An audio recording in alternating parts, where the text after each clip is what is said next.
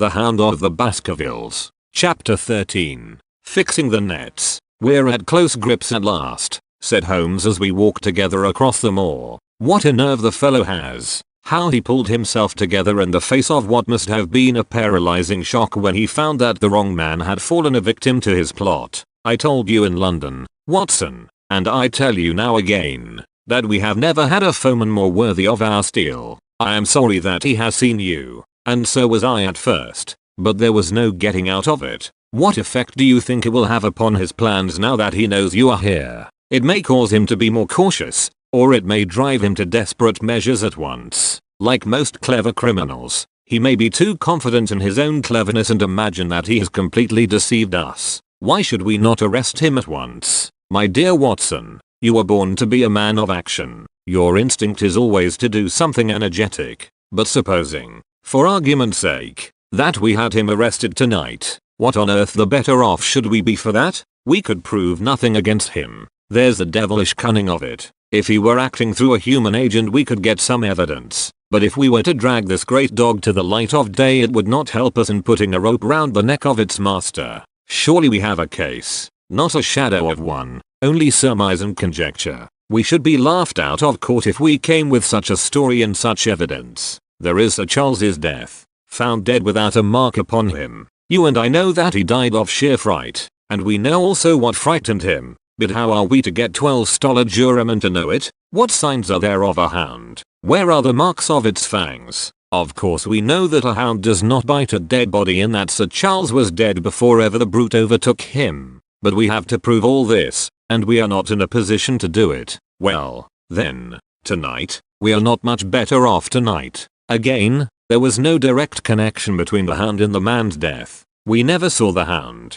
We heard it, but we could not prove that it was running upon this man's trail. There is a complete absence of motive. No, my dear fellow, we must reconcile ourselves to the fact that we have no case at present, and that it is worth our while to run any risk in order to establish one. And how do you propose to do so? I have great hopes of what Mrs. Laura Lyons may do for us when the position of affairs is made clear to her, and I have my own plan as well. Sufficient for tomorrow is the evil thereof, but I hope before the day is past to have the upper hand at last. I could draw nothing further from him, and he walked, lost in thought, as far as the Baskerville gates. Are you coming up? Yes. I see no reason for further concealment. But one last word, Watson. Say nothing of the hound to Sir Henry. Let him think that Selden's death was a Stapleton would have us believe. He will have a better nerve for the ordeal which he will have to undergo tomorrow, when he is engaged, if I remember your reporter right,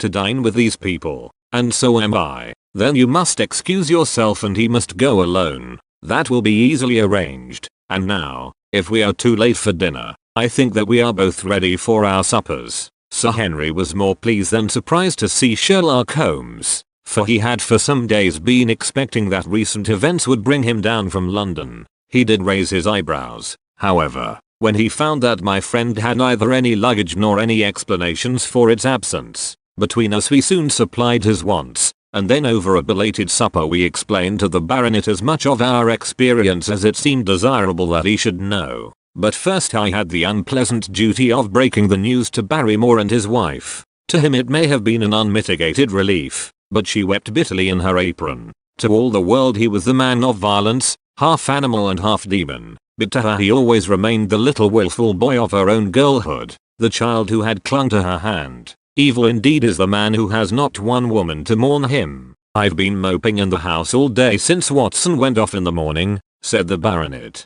I guess I should have some credit, for I have kept my promise. If I hadn't sworn not to go about alone I might have had a more lively evening, for I had a message from Stapleton asking me over there. I have no doubt that you would have had a more lively evening, said Holmes dryly. By the way, I don't suppose you appreciate that we have been mourning over you as having broken your neck? Sir Henry opened his eyes. How was that? This poor wretch was dressed in your clothes. I fear your servant who gave them to him may get into trouble with the police. That is unlikely. There was no mark on any of them, as far as I know. That's lucky for him. In fact, it's lucky for all of you, since you are all on the wrong side of the law in this matter. I am not sure that as a conscientious detective my first duty is not to arrest the whole household. Watson's reports are most incriminating documents. But how about the case, asked the baronet. Have you made anything out of the tangle? Capital I. Don't know that Watson and I are much the wiser since we came down. I think that I shall be in a position to make the situation rather more clear to you before long. It has been an exceedingly difficult and most complicated business. There are several points upon which we still want light, but it is coming all the same. We've had one experience, as Watson has no doubt told you. We heard the hound on the moor, so I can swear that it is not all empty superstition. I had something to do with dogs when I was out west, and I know one when I hear one. If you can muzzle that one and put him on a chain, I'll be ready to swear you are the greatest detective of all time. I think I will muzzle him and chain him all right if you will give me your help. Whatever you tell me to do, I will do. Very good. And I will ask you also to do it blindly, without always asking the reason. Just as you like. If you will do this, I think the chances are that our little problem will soon be solved. I have no doubt. He stopped suddenly and stared fixedly up over my head into the air. The lamp beat upon his face, and so intent was it and so still that it might have been that of a clear-cut classical statue, a personification of alertness and expectation. What is it? We both cried. I could see as he looked down that he was repressing some internal emotion. His features were still composed, but his eyes shone with amused exultation. Excuse the admiration of a connoisseur, said he as he waved his hand towards the line of portraits which covered the opposite wall. Watson won't allow that I know anything of art, but that is mere jealousy, because our views upon the subject differ. Now, these are a really very fine series of portraits. Well, I'm glad to hear you say so, said Sir Henry, glancing with some surprise at my friend. I don't pretend to know much about these things, and I'd be a better judge of a horse or a steer than of a picture. I didn't know that you found time for such things. I know what is good when I see it, and I see it now. That's Anella, I'll swear. That lady in the blue silk over yonder, and the stout gentleman with the wig ought to be a Reynolds. They are all family portraits, I presume, everyone.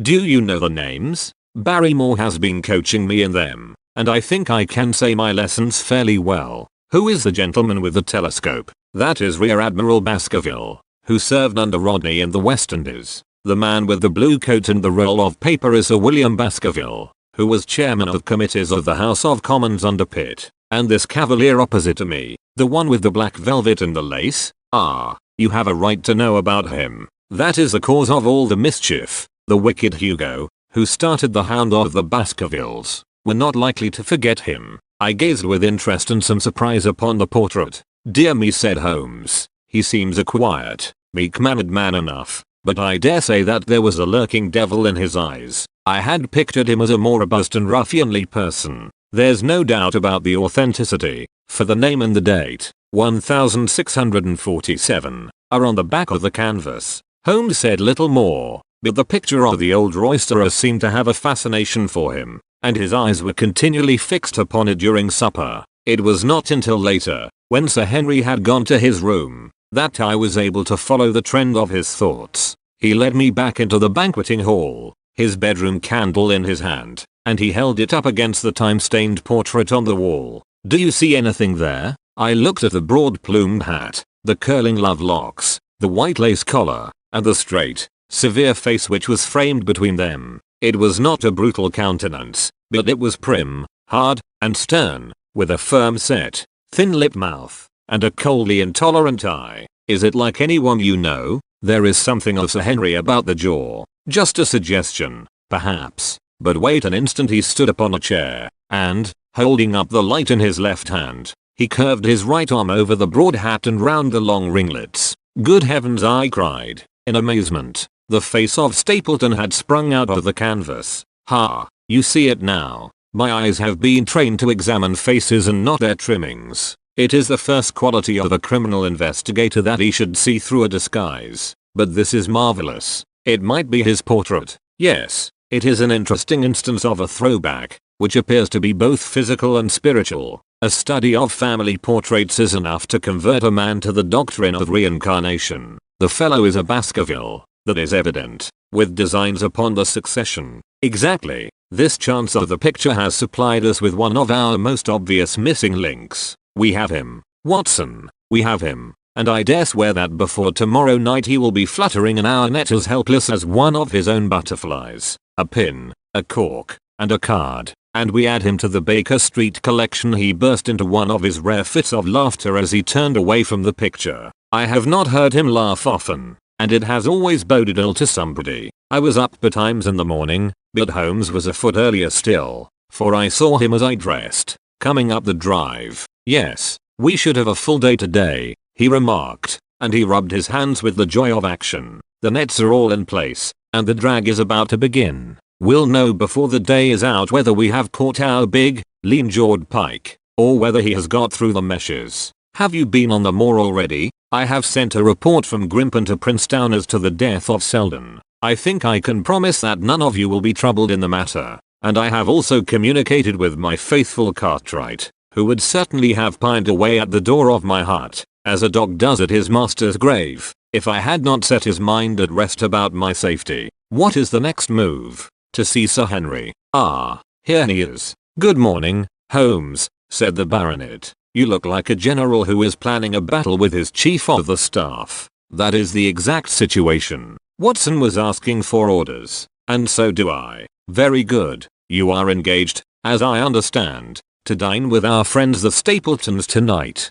I hope that you will come also. They are very hospitable people, and I am sure that they would be very glad to see you. I fear that Watson and I must go to London." "To London?" "Yes. I think that we should be more useful there at the present juncture." The baronet's face perceptibly lengthened. "I hope that you are going to see me through this business. The hall and the moor are not very pleasant places when one is alone. My dear fellow, you must trust me implicitly and do exactly what I tell you. You can tell your friends that we should have been happy to have come with you, but that urgent business required us to be in town. We hope very soon to return to Devonshire. Will you remember to give them that message? If you insist upon it, there is no alternative, I assure you." I saw by the baronet's clouded brow that he was deeply hurt by what he regarded as our desertion. "When do you desire to go?" he asked coldly. "Immediately after breakfast. We will drive into Coombe Tracey, but Watson will leave his things as a pledge that he will come back to you."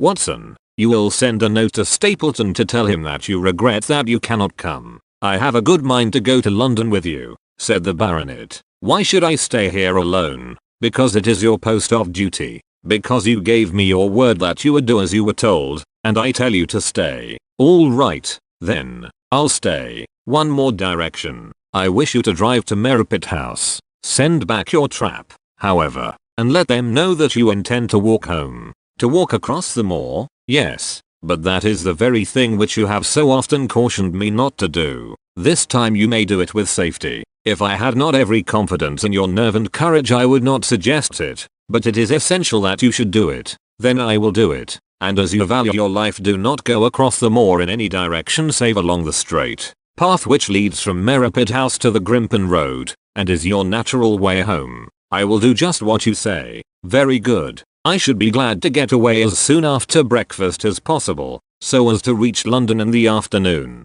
I was much astounded by this program, though I remembered that Holmes had said to Stapleton on the night before that his visit would terminate next day. It had not crossed my mind, however, that he would wish me to go with him, nor could I understand how we could both be absent at a moment which he himself declared to be critical. There was nothing for it, however, but implicit obedience, so we bade goodbye to our rueful friend, and a couple of hours afterwards we were at the station of Coombe Tracey and had dispatched the trap upon its return journey. A small boy was waiting upon the platform. "Any orders, sir?" "You will take this train to town, Cartwright. The moment you arrive you will send a wire to Sir Henry Baskerville, in my name, to say that if he finds the pocketbook which I have dropped he is to send it by registered post to Baker Street." "Yes, sir, and ask at the station office if there is a message for me." The boy returned with a telegram, which Holmes handed to me. It ran, "Wire received.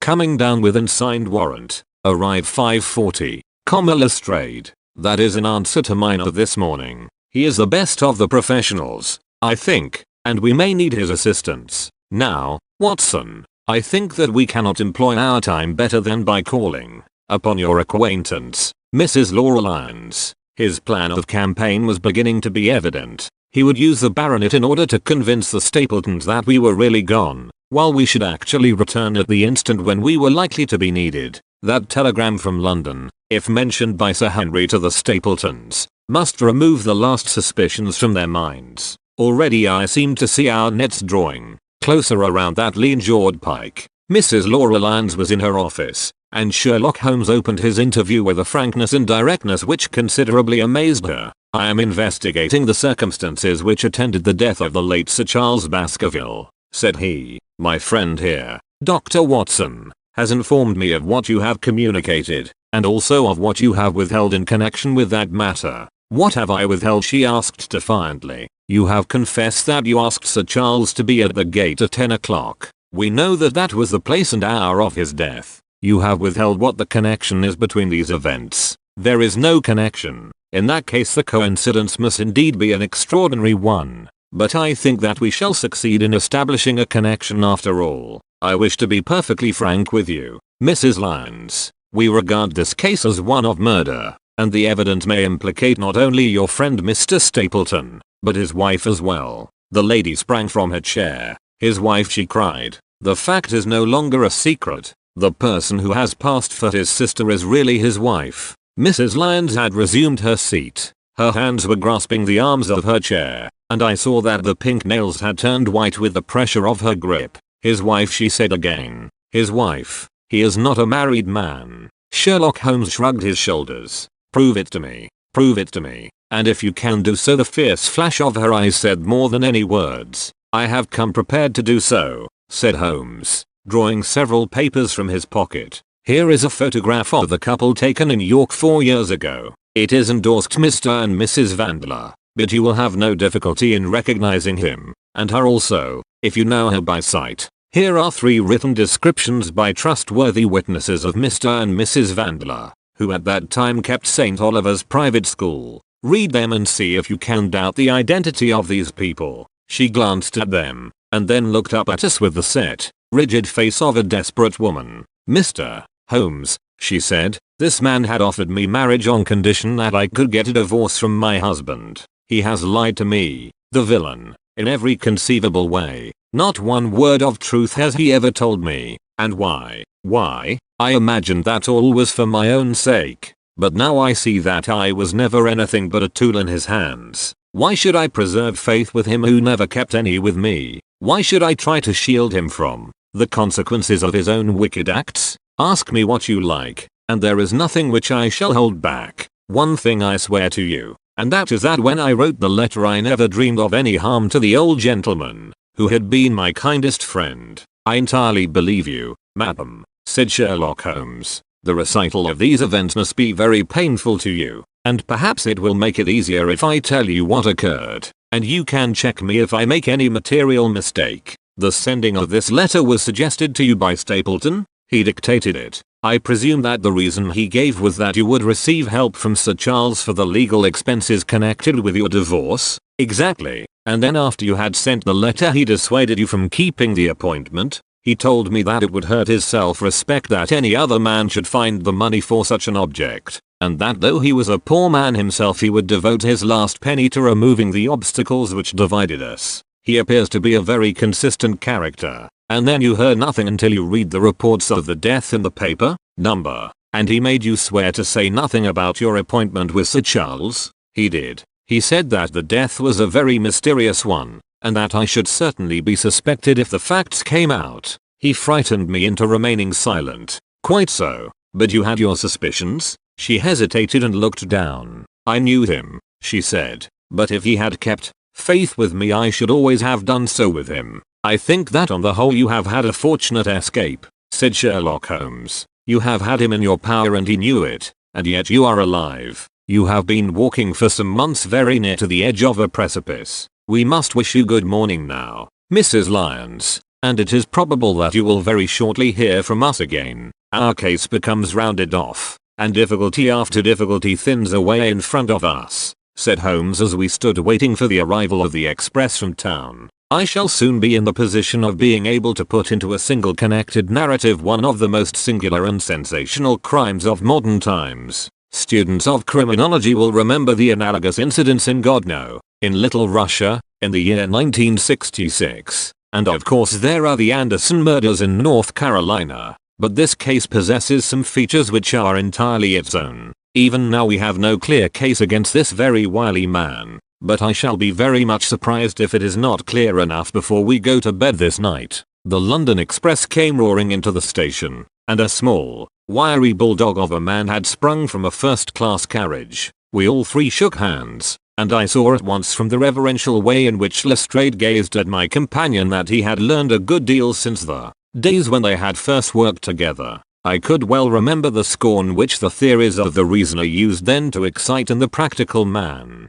"Anything good?" he asked. "The biggest thing for yours," said Holmes. "We have 2 hours before we need think of starting. I think we might employ it in getting some dinner and then, Lestrade, we will take the London fog out of your throat by giving you a breath of the pure night air of Dartmoor. Never been there? Ah, well, I don't suppose you will forget your first visit."